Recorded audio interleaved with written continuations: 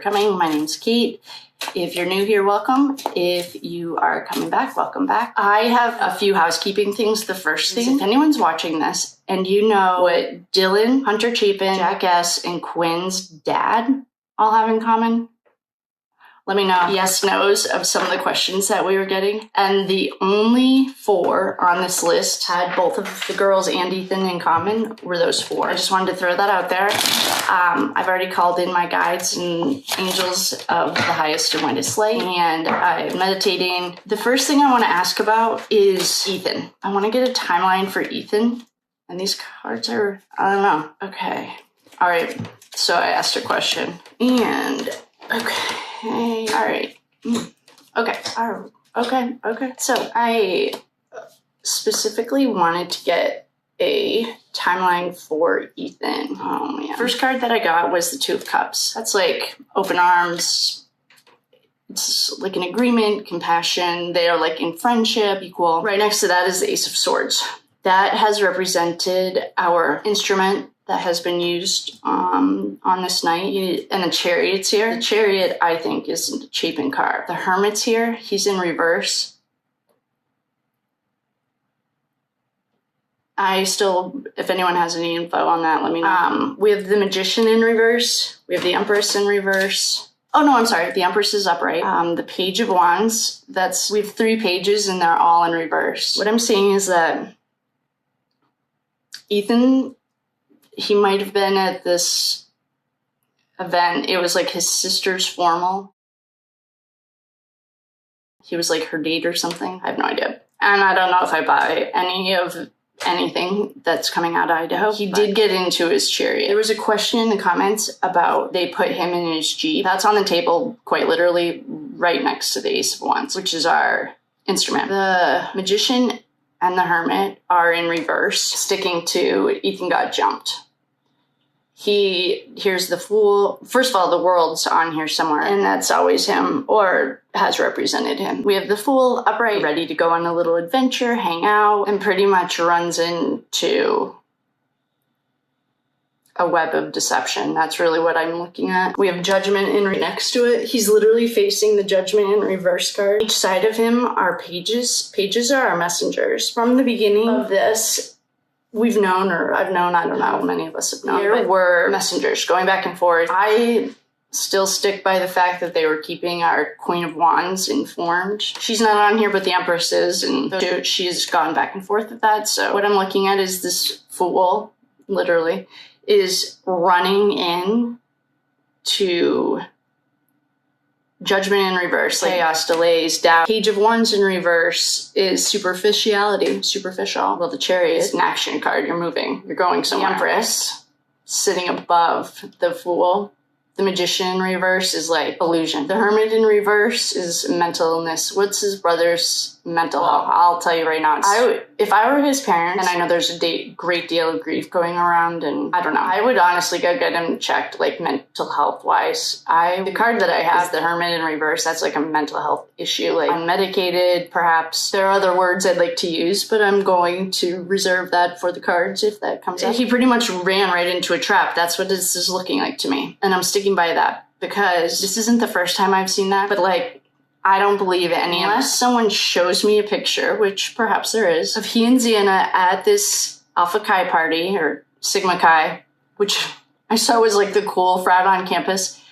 In my personal opinion, thinking that like frats are cool based on my experience is like, that's so far away from like the realm of reality. In my world, like, no, frats were like meat factories. You went there if you wanted, I don't know, that's all. I mean, I had friends that were in frats and they were great, but I just thought it was funny when I saw that.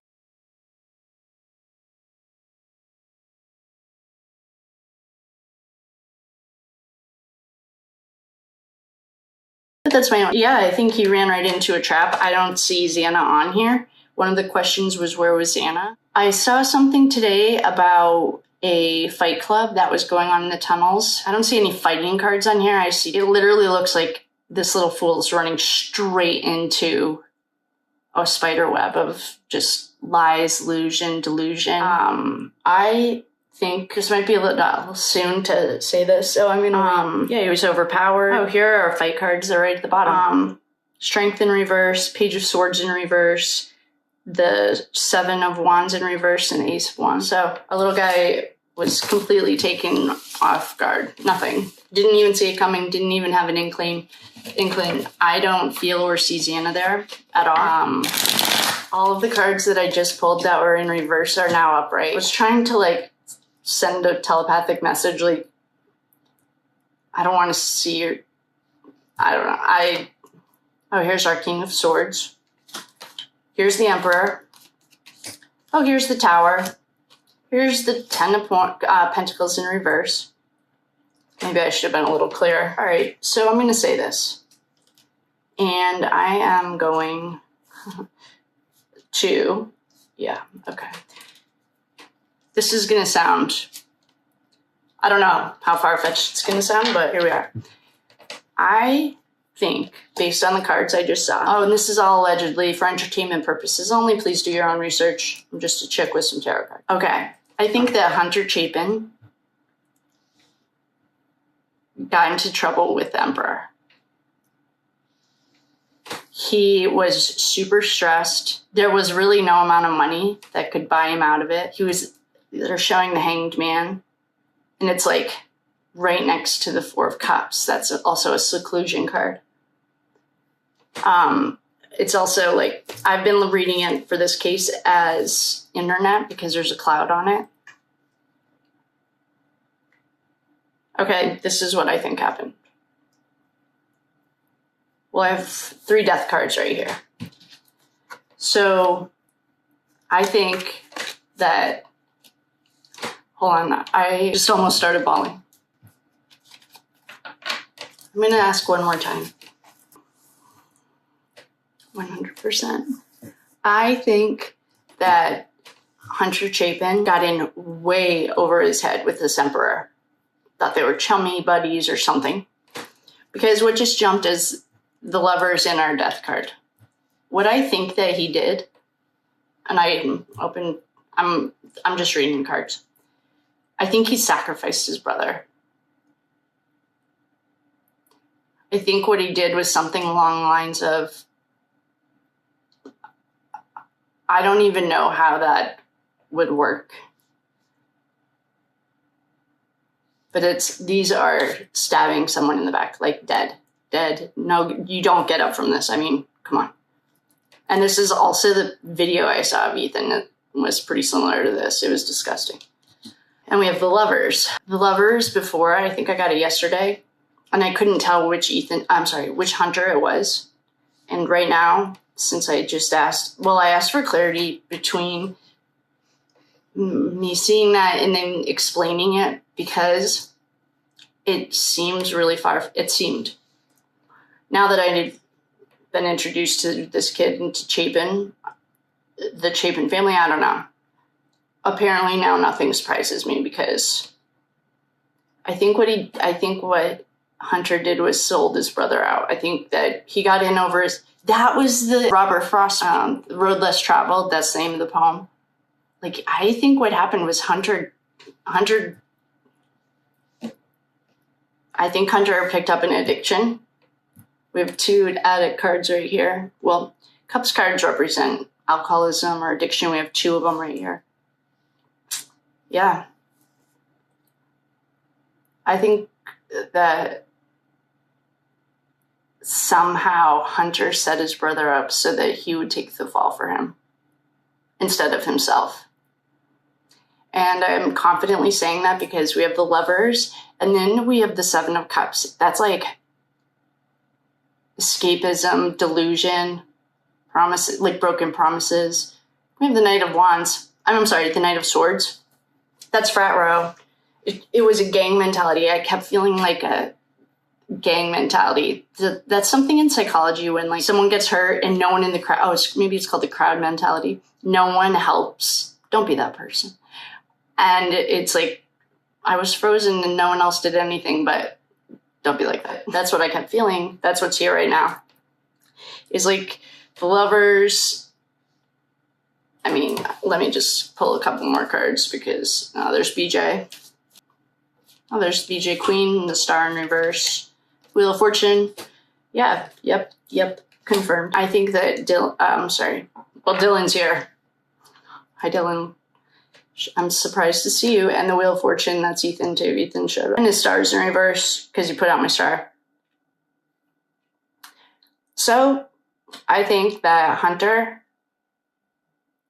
like the trash he is, sold his brother. Might literally have sold him. Or I don't know what kind of world this is. They like human. I know sounds really. It's like, I mean, the Daybells. If you look at that case, they followed. There's a calendar that everything happened on the exact same dates. So sacrifice is real. I don't think you have to be affiliated with anything necessarily. So the point is that I think Hunter sacrificed Ethan because he was in way over his head. And what is this? Oh, the Lovers again. Yeah, that's confirmation to me. Oh, and then the Ten of Swords. This kid's dead. Okay. Yeah, I mean, I just shuffled these.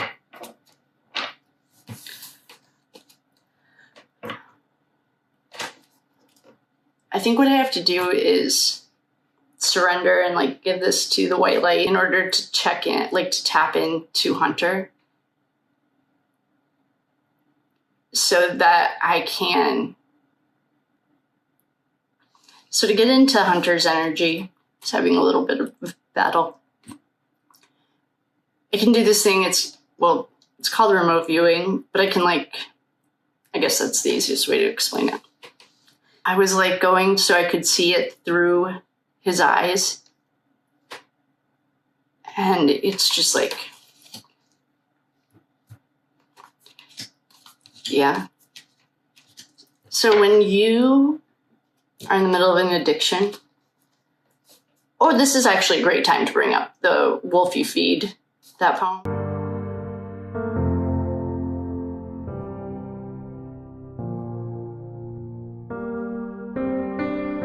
Yeah.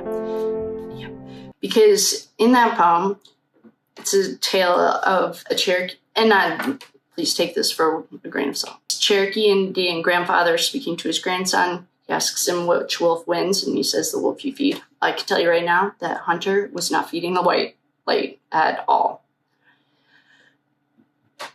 I bet you he's schizophrenic, and if he's not diagnosed schizophrenic, he is hearing voices, and he is.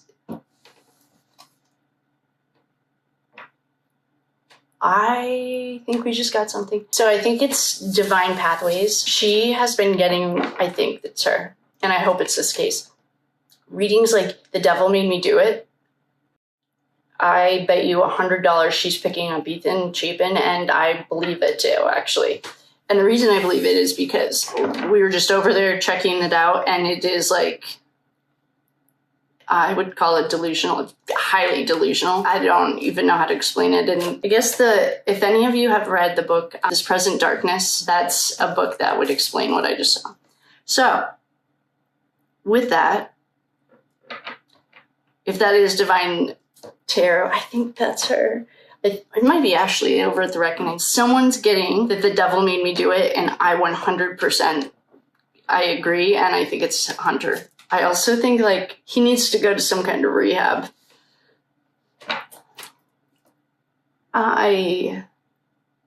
Okay, so in conclusion, I agree 100% with The Devil Made Me Do It is definitely something that someone very close to this case is saying, and I'm saying it's Hunter. I think Hunter, this literally might be the worst form of betrayal. I think that Hunter sold his brother, and however way you sell a human, I don't know, does anyone know the pagan holiday, does the 13th fall on? I should have probably checked that. If it does, then this case just took a wild turn. I'm going to pause you. Okay, so before I pause this, in conclusion, Hunter got in way over his head with the Emperor. The BJ Princess showed up. Mental health issues and addiction showed up. I have no idea what kind of drugs. He doesn't look like an addict, which is fine. Like, everyone looks different. I get that. Maybe he's right in the beginning of it, but I think Ethan was like the cleaner for them. Ethan carried a lot of the weight, covered for him. Ethan was kind of like the big brother there. I saw a mental illness, serious mental illness. And I don't mean like I'm hearing voices. I mean, he really is hearing voices, and they really are not of the light. Do with that what you will. I think that he talked to the Queen of Swords because he couldn't pay. Oh, you know what? I remember hearing, or maybe it was a reading, that Ethan and Xana owed the Emperor money too. I mean, I don't know that much about dealing, just common sense. I mean, every business takes a write-off. Like, well, we'll have to take a write-off. I feel like it had to have been a lot more money than like a couple $100. Maybe the Ethan plus Hunter combination. But what I saw was Ethan just ran into this completely blindsided, had no idea, didn't see it coming, and I don't see Xana there at all. I don't know if they saw each other that night until they like... There was a question if there were tarps in the house, and my answer to that is no. And the reason is because we saw the blood seeping through the concrete outside of Xana's room. I just think that they had the cops in their back pocket and they didn't care. Yeah, come on over. It's like Alex Murdoch. Come on over. Do your job. I think they knew the cops weren't going to do anything. And we know that collectively. Like, the cops didn't do anything. Like, within 3 days, they had like... Police began removing some of the victims' personal belongings from that crime scene in Moscow. Police said the families have been asking for some of those items back. Investigators say those things are no longer needed for their investigation. KREM 2's Amanda Rowley was at the house today and spoke to law enforcement about the next steps in this investigation.